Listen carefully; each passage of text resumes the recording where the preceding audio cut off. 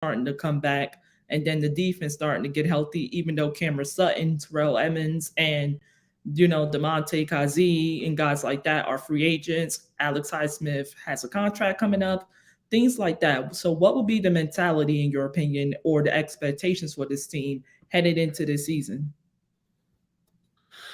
I think there's two answers to this question, right? I mean, I think if I look at where the team finished last year, they were 9-8, finished strong at the end of the year. I think there's a reason for some optimism that they could be a little bit better than that. You have a second year out of Kenny Pickett, which is obviously hugely important in the development of a quarterback.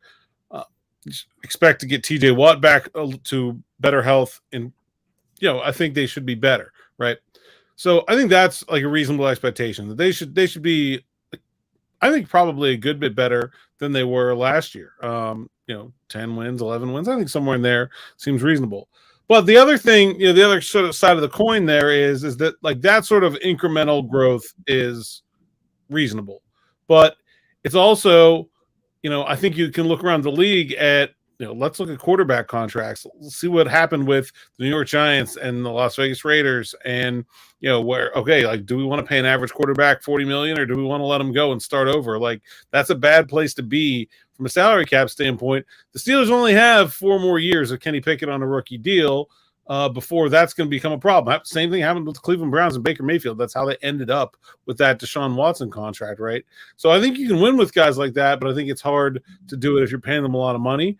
So, the message there is don't mess around and make this rebuild take too long, because then you'll lose that advantage, and it will get a lot harder if the Steelers do end up paying Kenny a big second contract to win with that as part of the salary cap. So I think a couple wins better is reasonable, but also like clock is ticking. Okay, so if you had a projected record, have you looked at their schedule this year so far before I get started? Well, I mean, we don't have the exact schedule, but we have their opponents. So yeah. Yeah. Okay. So based on their opponents this season, what would be your projected record for the Steelers to be? As you did say that you expect them to have a better record, so you expect them to be 9-8 or beyond. Yeah, I mean, I expect them to be better. And now sometimes being better does not necessarily always mean a better record, right? I mean, it just depends on how the teams around them do. But, it does not seem like it is an especially daunting schedule to me, especially on the road. Houston Texans are a mess. The Indianapolis Colts are a mess. The Raiders, I mean, I don't know, unless they get Aaron Rodgers, feel like they're a mess.